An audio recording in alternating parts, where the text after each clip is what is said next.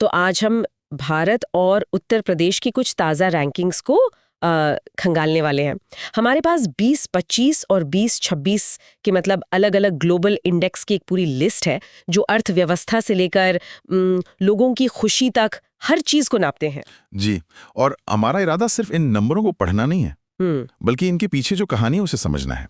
यह आंकड़ा एक पहेली की तरह है। हम इन टुकड़ों को जोड़कर ये देखने की कोशिश करेंगे कि भारत एक ग्लोबल ताकत के तौर पर कहाँ चमक रहा है और किन जगहों पर अभी भी अंधेरा है। चलिए तो फिर शुरू करते हैं और शुरुआत करते हैं उस हिस्से से जो एक मजबूत और उभरते हुए भारत की कहानी कहता है। सबसे बड़ा आंकड़ा तो यही है कि IMF के 2025 के अनुमानों के मुताबिक भारत दुनिया की चौथी सबसे बड़ी अर्थव्यवस्था बन गया है। ये सुनने में ही बहुत बड़ा लगता है। ये सिर्फ सुनने में बड़ा नहीं है, इसका असर बहुत गहरा है। सोचिए, दुनिया की आर्थिक ताकत की मेज पर रख भारत की कुर्सी और मजबूत हो गई है। लेकिन सिर्फ अर्थव्यवस्था का आकार ही मतलब सब कुछ नहीं होता। सवाल यह है कि यह अर्थव्यवस्था कितनी अच्छी तरह से काम कर रही है। अच्छा। और यहाँ पर लॉजिस्टिक्स परफॉर्मेंस इंडेक्स 2025 का आंकड़ा काम आता है, जिसमें भारत 38वें स्थान पर है। 38वां स्थान। इसको अगर हम आम भाषा में समझे तो मतलब क्या हुआ इसका? इसका सीधा मतलब यह है कि आज कश्मीर का सेब मुंबई के बाजार तक या तिरपुर में बनी टी शर्ट यूरोप तक पहले से कहीं ज्यादा तेजी से और कम लागत में पहुंच रही है। लॉजिस्टिक्स किसी भी अर्थव्यवस्था के लिए शरीर की धमनियों की तरह है। अगर वो जाम हो जाए तो सब कुछ रुक जाता है। हाँ। तो ये 38वीं रैंक दिखाती है कि हमारी ये धमनियां अब पहले से कहीं ज्यादा साफ और तेज हैं, जिससे व्यापार में नया खून दौड़ रहा है। अच्छा, और नवाचार यानी इनोवेशन के मोर्चे पर एक आंकड़ा मुझे बहुत दिलचस्प लगा। ग्लोबल इनोवेशन इंडेक्स 2025 में हमारी रैंक 38वीं है, जो सुनने में शायद असाधारण न लगे, लेकिन इसकी असली कहानी तो कहीं और छिपी है ना? बिल्कुल, और यही इन आंकड़ों की गहराई है। देखिए, 38वीं रैंक अपने आप में ठीक है, लेकिन सबसे कमाल की बात यह है कि भारत अपने आय वर्ग यानी लोअर मिडिल इनकम ग्रुप वाले देशों में पहले नंबर पर है। पहले नंबर पर? जी। इसका मतलब है कि हम अपने जैसे आर्थिक स्तर वाले देशों की तुलना में इनोवेशन में कहीं आगे हैं। हम कम संसाधनों में ज्यादा असरदार और रचनात्मक समाधान निकाल रहे हैं, जिसे हम आम भाषा में जुगाड़ कहते हैं। ये उसी का एक बहुत ही सोफिस्टिकेटेड ग्लोबल स्केल का वर्जन है।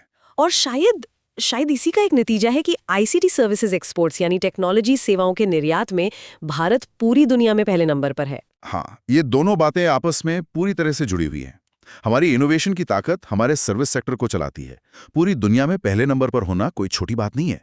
यह दशकों की मेहनत, हमारे IT प्रोफेशनल्स के टैलेंट और एक पूरे इकोसिस्टम का नतीजा है, जो आज दुनिया को डिजिटल सेवाएं दे रहा है।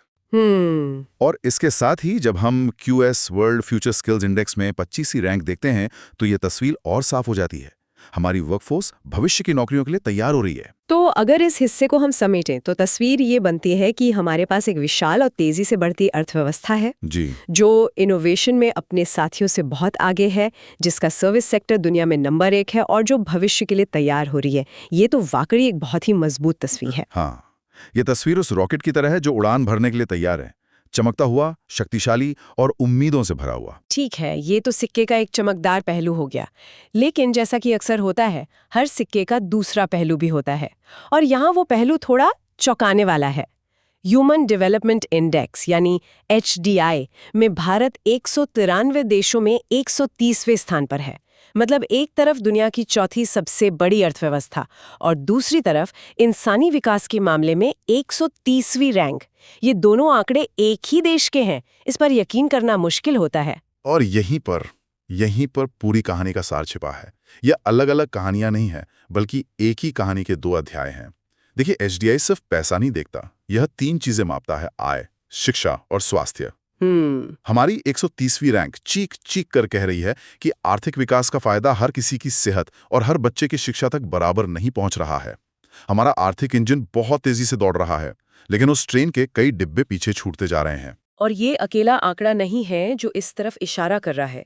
ग्लोबल हंगर इंडेक्स 2025 में हम 123 देशों में 102वें स्थान पर हैं। और सिर्फ रैंक ही नहीं, हमारे स्कोर को सीरियस यानी गंभीर कैटेगरी में रखा गया है। ये शब्द अपने आप में बहुत वजन रखता है। और ये सिर्फ भुखमरी की बात नहीं है। जब हम इसी पैटर्न को दूसरे सामाजिक पैमानों पर देखते हैं, तो एक ही तस्वीर उभरती है। वर्ल्ड हैप्पीनेस रिपोर्ट में हम लगभग 118वें स्थान पर हैं। ग्लोबल जेंडर गैप इंडेक्स में 129वें और women peace and security index में 131वें स्थान पर है। ये सब सामाजिक ताने बाने के धागे हैं। जब एक धागा कमजोर होता है तो पूरा कपड़ा उधड़ने लगता है। ये नंबर हमें यही दिखा रहे हैं। लेकिन एक मिनट, यहाँ एक तर्क ये भी दिया जाता है कि ये सूचकांक जैसे हैप्पीनेस इंडेक्स या जेंडर गैप ये अक्सर पश्चिमी समाजों के पैमानों पर बने होते हैं। क्या ये संभव है कि ये भारत की जमीनी हकीकत और हमारी जो सांस्कृतिक जटिलताएं हैं उनको ठीक से नहीं पकड़ पा रहे हैं? एक बहुत ही जायज सवाल है और इस पर बहस होती है। ये सच है कि हर इंडेक्स की अपनी सीमाएं होती हैं और कोई भी फॉर्मूला किसी देश की पूरी सच्चाई नहीं बता सकता। हाँ। हो सकता है कि खुशी को मापने का उनका तरीका हमारे समाज पर पूरी तरह लागू ना होता हो। लेकिन जब भुखमरी, महिलाओं की सुरक्षा या असमानता जैसे बुनियादी मुद्दों पर कई अलग अलग इंडेक्स एक ही दिशा में इशारा कर रहे हों तो हमें उन्हें नजरअंदाज नहीं करना चाहिए। अच्छा। ये हमें एक पैटर्न दिखाते हैं और इस पैटर्न को सबसे मजबूत आधार देता है वर्ल्ड इनइक्वालिटी रिपोर्ट 2026 का डेटा। और वो क्या कहता है?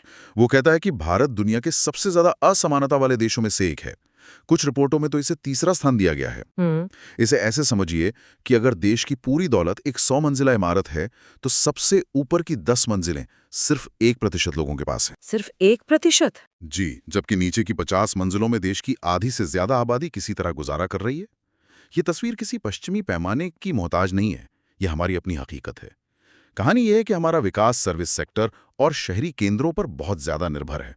ये एक ऐसा इंजन है जो बहुत तेजी से दौड़ रहा है, लेकिन इसके डिब्बे यानी ग्रामीण भारत, स्वास्थ्य और प्राथमिक शिक्षा वो पीछे छूट रहे हैं। ये तो हुई देश के अंदर की कहानी, मतलब एक ही समय में दो भारत जी रहे हैं। लेकिन दुनिया के मंच पर भारत की ये दोहरी पहचान कैसे देखी जाती है? क्या हमारी आर्थिक शक्ति हमें वो सम्मान दिला पा रही है या वहां भी ये सामाजिक कमियां आड़े आती हैं? ये एक बहुत ही दिलचस्प सवाल है। अगर हम हार्ड पावर की बात करें यानी सैन्य और आर्थिक ताकत, तो वहां भारत की स्थिति बहुत मजबूत है। एशिया पावर इंडेक्स 2025 में हम अमेरिका और चीन के बाद तीसरे स्थान पर हैं। इसी तरह ग्लोबल फायर पावर 2025-26 के अनुसार हमारी सेना दुनिया की टॉप 5 सेनाओं में से एक है। और ये सिर्फ हथियारों की गिनती नहीं है, ये हमारी रणनीतिक स्वायत्ता को भी दर्शाता है, जिससे हम वैश्विक मामलों में अपनी बात वजन के साथ रख पाते हैं। और पर्यावरण के मोर्चे पर भी एक अच्छी खबर है जो अक्सर बड़ी अर्थव्यवस्थाओं के साथ नहीं जुड़ी होती। क्लाइमेट चेंज परफॉर्मेंस इंडेक्स 2025 में भारत टॉप 10 में है, 10वें स्थान पर। हाँ, और ये बहुत महत्वपूर्ण है। ये दिखाता है कि भारत जैसी बड़ी और विकासशील अर्थव्यवस्था भी जलवायु परिवर्तन से निपटने के लिए गंभीर प्रयास कर रही है, खासकर रिन्यूएबल एनर्जी के क्षेत्र में। दुनिया इस बात को नोटिस करती है। लेकिन जब बात सॉफ्ट पावर की आती है, यानी लोकतंत्र की मजबूती, शांति और व्यक्तिगत आजादी, तो वहां तस्वीर बदल जाती है। आप प्रेस फ्रीडम इंडेक्स और ग्लोबल पीस इंडेक्स की बात कर रही हैं। जी, प्रेस फ्रीडम इंडेक्स 2025 में भारत की रैंक लगभग 151वीं है। 151वीं। और ग्लोबल पीस इंडेक्स में हम 115वें स्थान पर हैं। ये आंकड़े दुनिया को यह संदेश देते हैं कि जहां भारत आर्थिक रूप से एक महाशक्ति बन रहा है, वहीं उसके लोकतांत्रिक स्तंभों और सामाजिक शांति को लेकर कुछ चिंताएं भी हैं। तो दुनिया की नज़र में भी भारत की एक मिलीजुली छवि बनती है, एक मजबूत आर्थिक शक्ति जिसकी सामाजिक और लोकतांत्रिक सेहत पर कुछ सवालिया निशान हैं। और एक इंडेक्स जो सीधे सीधे आम भारतीय की वैश्विक पहुंच से जुड़ा है, वो है हेनली पासपोर्ट इंडेक्स। 2026 के ताज़ा आंकड़ों के अनुसार हमारा पासपोर्ट 80वें स्थान पर है। हाँ, जिससे हमें 55 देशों में वीज़ा मुक्त या आगमन पर वीज़ा की सुविधा मिलती है। यह हमारी ग्लोबल मोबिलिटी का एक पैमाना है। ये दिखाता है कि एक आम भारतीय नागरिक के लिए दुनिया में घूमना कितना आसान या मुश्किल है। और 80वीं रैंक बताती है कि इस मामले में अभी सुधार की बहुत गुंजाइश है। चलिए अब इस राष्ट्रीय कहानी को राज्य के स्तर पर उतारकर देखते हैं, और इसके लिए भारत के सबसे बड़े राज्य उत्तर प्रदेश से बेहतर उदाहरण क्या हो सकता है। यहाँ के आंकड़े भी राष्ट्रीय तस्वीर की तरह ही विरोधाभासी और दिलचस्प हैं। जीएसडीपी के अनुमानों के अनुसार 2025-26 तक यूपी महाराष्ट्र के बाद भारत की दूसरी सबसे बड़ी राज्य अर्थव्यवस्था बन सकता है। ये एक बहुत बड़ी उपलब्धि है। इसका अनुमानित जीएसडीपी 35-36 लाख करोड़ के आसपास है। इसे सही परिप्रेक्ष्य में रखने के लिए ये समझना जरूरी है कि 2016-17 के बाद से राज्य की जीएसडीपी में 2.2 गुना की वृद्धि हुई है। 2.2 गुना? जी, ये किसी भी बड़ी अर्थव्यवस्था के लिए एक असाधारण विकास दर है। ये दिखाता है कि राज्य में आर्थिक गतिविधियां बहुत तेजी से बढ़ रही हैं। और ये सिर्फ आकार में नहीं बढ़ रहा, व्यापार के माहौल में भी जबरदस्त सुधार हुआ है। ईज ऑफ डूइंग बिजनेस में उत्तर प्रदेश राष्ट्रीय स्तर पर दूसरे स्थान पर है। बिल्कुल। और सिर्फ यही नहीं, नीति आयोग के फिस्कल हेल्थ इंडेक्स 2025 में ये 18 प्रमुख राज्यों में 7वें स्थान पर है, जिसे फ्रंट रनर कैटेगरी कहते हैं। अच्छा। इसका मतलब है कि राज्य की वित्तीय सेहत मजबूत है, वो अपने टैक्स से अच्छी कमाई कर रहा है और उस पैसे को कैपिटल एक्सपेंडिचर यानी सड़कें, बिजली और दूसरे बुनियादी ढांचे पर खर्च भी कर रहा है। ये भविष्य के विकास के लिए एक मजबूत नींव रखने जैसा है। ठीक है, तो यहाँ भी वही शक्तिशाली आर्थिक तस्वीर दिख रही है, खरबों की अर्थव्यवस्था, व्यापार करने में आसानी, मजबूत वित्तीय हालत। लेकिन यहाँ भी वही सवाल खड़ा होता है, क्या ये विकास आम आदमी तक पहुँच रहा है? क्योंकि इतनी बड़ी अर्थव्यवस्था होने के बावजूद 2025 में उत्तर प्रदेश की प्रति व्यक्ति आय सिर्फ 1.2 लाख रुपए के आसपास है, जो राष्ट्रीय औसत से बहुत कम है। और यहीं पर वो राष्ट्रीय विरोधाभास राज्य के स्तर पर और भी ज्यादा तीखा होकर सामने आता है। ह्यूमन डेवलपमेंट इंडेक्स में भी उत्तर प्रदेश मध्यम श्रेणी में है और राष्ट्रीय स्तर पर निचले पायदानों पर आता है। ये अंतर इतना बड़ा क्यों है? अगर जीएसडीपी इतनी तेजी से बढ़ रही है, तो प्रति व्यक्ति आय इतनी कम क्यों है? क्या ये सिर्फ विशाल आबादी की वजह से है, या फिर विकास कुछ खास इलाकों जैसे नोएडा, गाजियाबाद और लखनऊ तक ही सीमित है और पूर्वांचल और बुंदेलखंड जैसे बड़े क्षेत्र पीछे छूट रहे हैं? आपने बिल्कुल सही नब्ज पकड़ी है।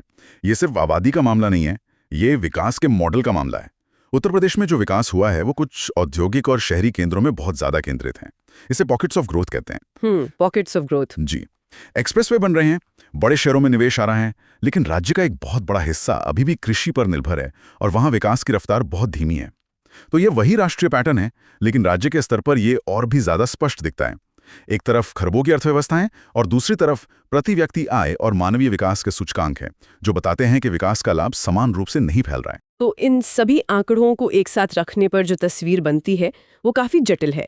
एक तरफ भारत एक आर्थिक और तकनीकी सुपर पावर के तौर पर उभर रहा है, जिसकी धमक दुनिया सुन रही है, और दूसरी तरफ उसी देश के भीतर भूख, असमानता और मानवीय विकास की गहरी चुनौतियां हैं जो हमें आईना दिखाती हैं। उत्तर प्रदेश की कहानी इसी राष्ट्रीय तस्वीर का एक विशाल प्रतिबिंब है। बिल्कुल। इन सभी सूचकांकों को देखने के बाद एक बुनियादी सवाल उठता है जिस पर हम सबको सोचना चाहिए। विकास का असली पैमाना क्या है? क्या ये सिर्फ बढ़ती हुई जीडीपी और चमकते हुए एक्सप्रेसवे हैं, या ये हर नागरिक तक पहुंचने वाली बेहतर शिक्षा, स्वास्थ्य, सुरक्षा और खुशहाली है? सवाल सिर्फ ये नहीं है कि विकास क्या है, बल्कि ये है कि क्या इस तरह का असंतुलित विकास, जहां इंजन तो पूरी रफ्तार से दौड़ रहा हो लेकिन आधे से ज्यादा डिब्बे पीछे छूट रहे हों, क्या ये लंबे समय तक टिकाऊ हो सकता है? ये एक ऐसा प्रश्न है जो इन आंकड़ों से कहीं आगे जाता है और हमें विकास के सही अर्थ पर गहराई से सोचने के लिए मजबूर करता है।